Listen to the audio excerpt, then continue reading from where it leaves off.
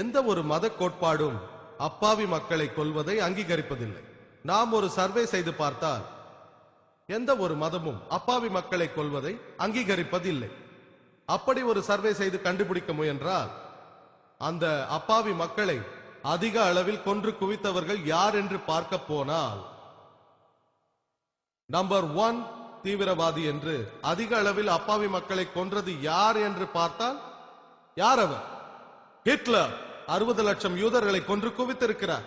மறைமுகமாக அவர் கொன்ற மக்களின் எண்ணிக்கை 6 கோடியை தாண்டும். 2ஆம் உலகப் போரில் 6 கோடி பேரை கொன்றிருக்கிறார். நம்பர் 1 தீவிரவாதியான இவர் என்ன முஸ்லிமா? இல்லை, அவர் கிறிஸ்தவர். ஜோசப் ஸ்டாலின், அங்கிள் ஜோ என்று அழைக்கப்படுபவர், அவர் கொன்றவர்களின் எண்ணிக்கை 2 கோடிக்கும் அதிகம்.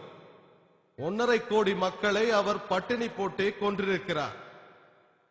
சீனாவிற்கு சென்றோம் என்றால் மோசி சங், அவர் 14 to 20 மில்லியன் மக்களை கொன்றிருக்கிறார். அவர் ஒரு முஸ்லிம் அல்லாதவர், அவர் முஸ்லிம் இல்லை.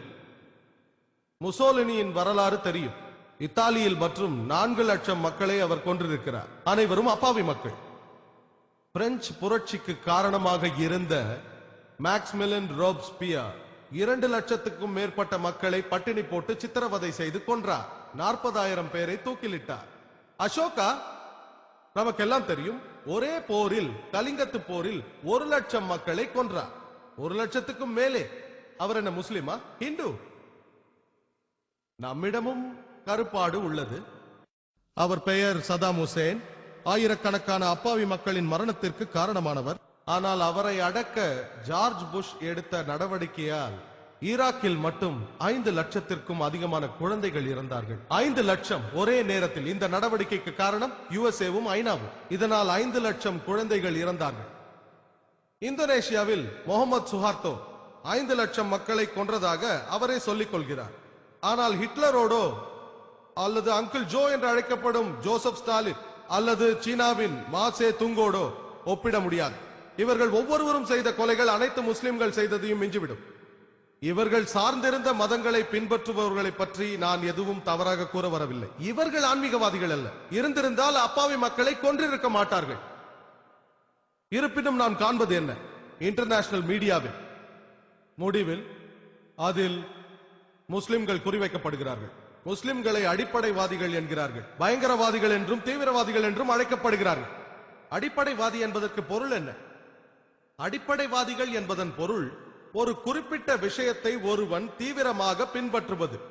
உதாரணத்திற்கு, ஒரு விஞ்ஞானி என்று எடுத்துக்கொண்டோமே ஆனால் அவருக்கு விஞ்ஞானத்தை பற்றிய அடிப்படை விஷயங்கள் தெரிந்திருக்க வேண்டும். அடிப்படை விஷயங்கள் தெரிந்து அதை கடைபிடிக்கவில்லை என்றால் அவர் விஞ்ஞானியே அல்ல. ஒரு கணித வல்லுநராக இருக்க வேண்டும் என்றால் முதலில் அவர் கணிதத்தை அறிந்து அதை கடைபிடிப்பவராக இருக்க வேண்டும். கணிதவியலில் அவர் அடிப்படைவாதியாக இல்லை என்றால் அவர் கணித வல்லுநராக இருக்க முடியாது. அடிப்படைவாதிகளை ஒரே பிரஷை கொண்டு எல்லோரும் நல்லவர்கள் எல்லோரும் கெட்டவர்கள் என்று சாயம் பூசிவிட முடியாது. எந்த விஷயத்தில் அவர் அடிப்படைவாதியாக இருக்கிறாரோ அதை கொண்டுதான் குறிப்பிட முடியும். ஒருவன் அடிப்படையிலேயே திருடனாக இருந்தால், திருடுவதே தொழில் என்றால் அவன் இந்த சமுதாயத்திற்கு கெட்டவன். அதற்கு மாறாக ஒருவர் அடிப்படைவாத மருத்துவராக இருந்து ஆயிரக்கணக்கானோரை காப்பாற்றினால் அவர் சமுதாயத்திற்கு நல்லவர். ஆகவே ஒருவர் எந்த விஷயத்தில் அடிப்படைவாதியாக இருக்கிறாரோ அதை வைத்துதான் அவரை குறிப்பிட வேண்டும். என்னை பொறுத்தவரையில் நான் ஒரு முஸ்லிம் அடிப்படைவாதி. அப்படி முஸ்லிம் அடிப்படைவாதியாக இருப்பதில் நான் பெருமை அடைகிறேன். ஏனென்றால் முஸ்லிம் அடிப்படைவாதத்தை நான் தெரிந்து அறிந்து வாழ்க்கையில் நடைமுறைப்படுத்துகிறேன். எனக்கு தெரியும், ஒரு முஸ்லிம் அடிப்படைவாதம் கூட மனித நேயத்திற்கு விரோதமானது அல்ல. இதை உறுதியாக கூறுகிறேன். இஸ்லாத்தின் சில அடிப்படைவாத கொள்கைகள் முஸ்லிம் அல்லாதவர்களை மனித நேயத்திற்கு எதிரானதோ என்று நினைக்க தூண்டும். ஆனால் அதற்கு உண்மையான விளக்கம் அளித்தால், அடிப்படைகளின் பின்னணியை கூறினால், மனித நேயத்திற்கு எதிரான ஒரு அடிப்படை கொள்கை கூட இஸ்லாத்தில் இருப்பதாக எந்த ஒரு மனிதராலும் சுட்டிக்காட்ட முடியாது. அடிப்படைவாதம் என்ற வார்த்தையை பற்றி வெப்ஸ்டர் டிக்ஷனரியில் சொல்லியிருப்பது என்னவென்றால், முதலில் எப்பொழுது கூறப்பட்டது? அமெரிக்காவில் 20ஆம் நூற்றாண்டில் வாழ்ந்த கிறிஸ்தவ மத கோட்பாடுகளை எதிர்த்த மக்கள் கூட்டத்தை விமர்சிக்க கூறப்பட்டது. அவர்கள் புராட்டஸ்டன்ட் கிறிஸ்தவர்கள். ஆரம்பத்தில் சபையினர் விசுவாசித்தது பைபிள் என்பது தேவனிடத்திலிருந்து வந்த செய்தி. இந்த புராட்டஸ்டன்ட் கிறிஸ்தவர்கள் எதிர்ப்பு தெரிவித்து கூறியது என்னவென்றால், பைபிள் மட்டுமல்ல, பைபிளின் ஒவ்வொரு வார்த்தையும் தேவனிடத்திலிருந்து தான் வந்தது என்றார்கள். யாராவது ஒருவர் பைபிளில் இருக்கும் ஒவ்வொரு வார்த்தையும் தேவனிடத்திலிருந்து தான் வந்தது என்று நிரூபித்தால் அது ஒரு நல்ல இயக்கம் தான். இன்னொரு புறம் பார்த்தோமேயானால், யாராவது ஒருவர் பைபிளில் இருக்கும் ஒவ்வொரு வார்த்தையும் தேவனிடத்திலிருந்து வரவில்லை என்று நிரூபித்தால் அது ஒரு நல்ல இயக்கம் அல்ல. அடிப்படைவாதிக்கு அர்த்தத்தை ஆக்ஸ்போர்ட் அகராதியில் பார்த்தோமேயானால், அதில் எந்த ஒரு மனிதனும் ஒரு மதத்தின் பழங்கால கொள்கைகளையும் போதனைகளையும் வலுவாமல் கட்டுப்பாடாக கடைபிடித்து வருகிறானோ அவன் தான் அடிப்படைவாதி என்று சொல்கிறது. புதிதாக வெளியிடப்பட்ட அகராதியில் பார்த்தோமேயானால் அதில் சில மாறுதல்கள். அதில் கூறப்படுகிறது, எந்த ஒரு மனிதன் ஒரு மதத்தின் பழங்கால கொள்கைகளையும் போதனைகளையும் வலுவாமல் கட்டுப்பாடாக கடைபிடிக்கிறானோ அவன் தான் அடிப்படைவாதி. குறிப்பாக இஸ்லாம் என்ற வார்த்தை புது அகராதியில் சேர்க்கப்பட்டுள்ளது. முஸ்லிம் என்ற வார்த்தையை நீங்கள் கேட்டவுடனே அவன் ஒரு அடிப்படைவாதி, அவன் ஒரு தீவிரவாதி, பயங்கரவாதி என்று நீங்கள் நினைத்து விடுகிறீர்கள். ஆகவே பல முஸ்லிம்கள் தங்களை காத்துக்கொள்ள நான் அடிப்படைவாதி அல்ல, தீவிரவாதி அல்ல என்கிறார்கள். நான் சொல்கிறேன், நான் ஒரு தீவிரவாதி. தீவிரமாக நீதியை கடைபிடிப்பவன், நேர்மையை கடைபிடிப்பவன், தீவிரமாக அன்பு செலுத்துபவன், அமைதியாக இருப்பவன். தீவிரமாக நீதியை கடைபிடிப்பதில் என்ன தவறு இருக்கிறது என்று எனக்கு தெரிய வேண்டும். உண்மையாக, அன்பாக, கருணையாக இருப்பது தவறா? நீங்கள் பாதி நீதியானவராக இருக்க முடியாது. உங்களுக்கு பயன் இருந்தால் நீதியை கடைபிடிப்பீர்கள், இல்லை என்றால் கடைபிடிக்க மாட்டீர்கள். தீவிரமாக நீதியை கடைபிடிக்க வேண்டும். நமது மார்க்க வேதமான குரானில் எல்லாம் வல்ல அல்லாஹ் நீங்கள் முழுமையாக நீதியை செலுத்துபவராக இருக்க வேண்டும் என்று கூறுகிறார். உங்களுக்கு வேண்டும் என்னும் பொழுது நீதியை கடைபிடிப்பதும், இல்லை என்றால் இல்லை என்றும் இருக்கக்கூடாது. நான் எந்த ஒரு மனிதனையும் பார்த்து கேட்கிறேன், நான் நீதியாக இருப்பது தவறா, உண்மையாக இருப்பது தவறா, அமைதியை விரும்புவது தவறா, நேர்மையாக இருப்பது தவறா? நாம் தீவிரமாக இருக்க வேண்டுமானால் நல்ல வழியில் இருக்க வேண்டும். யாராவது என்னை தீவிரமானவன் என்று சொன்னால், ஆம், நான் ஒரு தீவிரமான முஸ்லிம். ஒரு தீவிரமான முஸ்லிம் தான் நல்ல முஸ்லிமாக இருக்க முடியும், இல்லை என்றால் இருக்க முடியாது. ஆனால் இந்த வார்த்தைகளை வைத்து அவர்கள் விளையாடுகிறார்கள். வார்த்தையின் பொருள் மாறுகிறது. நாம் அவர்களுக்கு எதிராக பொருளை திருப்பி விட வேண்டும். நம்மால் குரானின் ஒரு பகுதியை மட்டும் கடைபிடிக்க முடியாது, முழுமையாக கடைபிடிக்க வேண்டும். சூரா அல் பக்ரா அத்தியாயம் 2 வசனம் 208 அல்லாஹ் சொல்கிறான்,